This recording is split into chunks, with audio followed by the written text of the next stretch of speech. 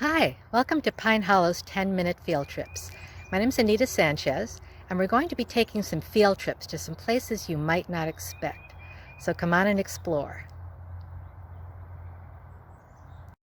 Today we're going to explore colors, all the beautiful bright colors of fall, and how sometimes those colors are saying something.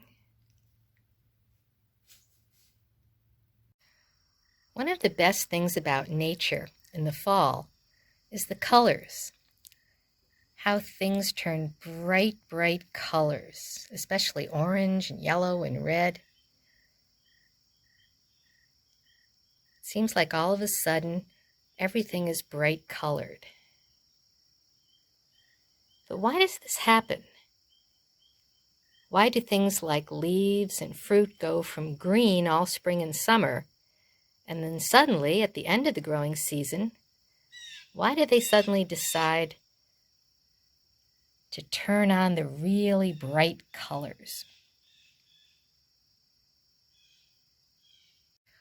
Well, one reason for the bright colors is that it's like a signal. A fruit will be green while it's growing, but when it gets ripe, often fruits will start to change color. And then when they're completely ripe, blam, they're a really bright color, and that's a signal saying, I'm ripe, ready to eat. Seeds are ready to grow. So imagine if you're a bird and you're looking for some berries to eat, and you want to know which ones are going to be good and tasty to eat. You don't want to eat the green ones. You want to eat the ones that are ripe, the ones that are bright colored. They'll taste the best, and they'll be the most nutritious. They'll give you the most energy and nutrients and vitamins. So birds have good color vision. They can see those bright colors, and they'll look for the bright fruits on all the plants that are around them. It works for people too. When I go to my garden and I'm looking for a pumpkin to harvest, I know if I pick an orange one, it'll be ripe. Sometimes I'll pick the green ones just because I think the green ones are really pretty. But I'm not going to eat the pumpkins. I'm going to carve faces on them for Halloween, so it doesn't really matter to me if they're ripe. But if I'm looking to pick some fruit that I'm going to eat, I know to avoid the green ones and wait till the fruit is a nice bright color, telling me it's going to be sweet and nutritious and ready to eat. This one's not quite ready yet. I'm going to let it ripen a bit more. And of course, not all apples are for people. These apples fell from a wild apple tree. They're small and not as pretty as an apple you might find in the store. But when they ripen, they're great food for all kinds of animals, insects, bugs, deer. All sorts of creatures like to eat wild apples.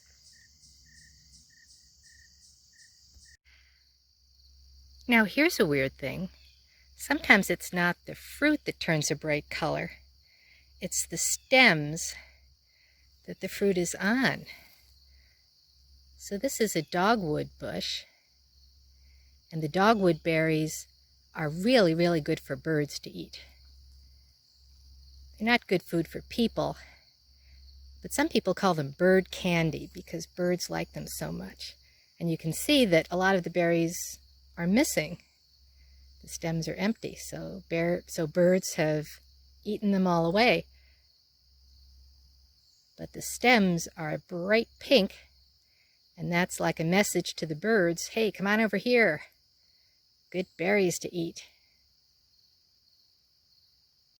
Some plants really seem to go all out to put their brightest color not into their leaves or their fruit, but into their stems.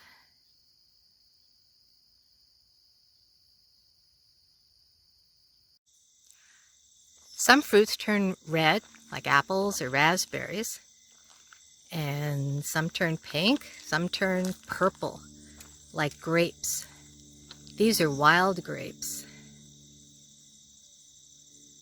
and they are ripe and ready to eat. Not for people, they're super sour, but they're great for wildlife.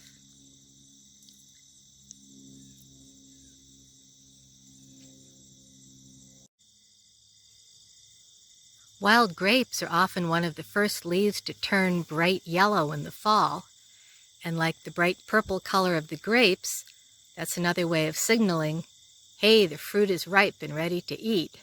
So it lets the birds know that it's time to come down and check out the grapes. But wait, what's going on here? Why do plants want to signal to birds and animals that they should come and eat their fruit? Why do they want creatures to eat their seeds? It's because the plant needs to get its seeds spread out a little bit. If all of the seeds just fall off the tree, they're all going to start growing too close together. They'll crowd each other out. They won't have enough room.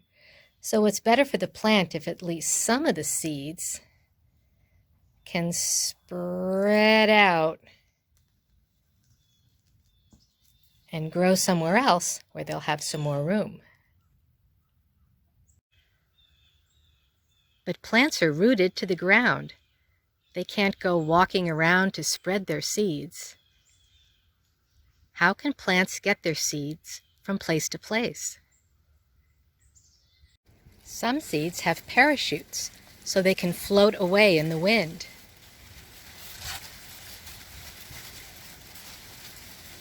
Some seeds get from place to place by growing really sharp hooks, so they can stick onto anything that's going by. An animal's fur, or your socks, or whatever they can stick to. Some plants, like this jewelweed, have a really amazing way of getting their seeds from place to place. At the slightest touch, the seed pods explode and the seeds fly all over the place. Little tiny seeds are contained inside there. These are so much fun to pop.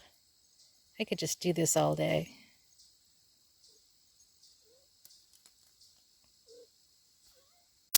But some plants use a different way of spreading their seeds around. They have seeds that are hidden inside juicy, tasty fruits that birds and other creatures like to eat. So there's the seed. And if a bird comes down and eats the berry and then flies far away, it then might come to sit on top of a branch, on top of a tree, and then the bird would poop. And the seed from the berry the bird had eaten will fall to the ground and then hopefully will germinate, will grow into a new plant. So the bright colors are almost like a way the tree has of talking, of communicating with the birds, saying, hey, look over here, something worth seeing over here. People do it too. If you want someone to pay attention, we use a bright color to say, hey, look out, there's something important here. So as you walk along through the leaves, think about all those seeds that are lying under the leaves that have now fallen off the trees. All those seeds will be sitting there all through the winter, and in spring, the new plants will start to grow.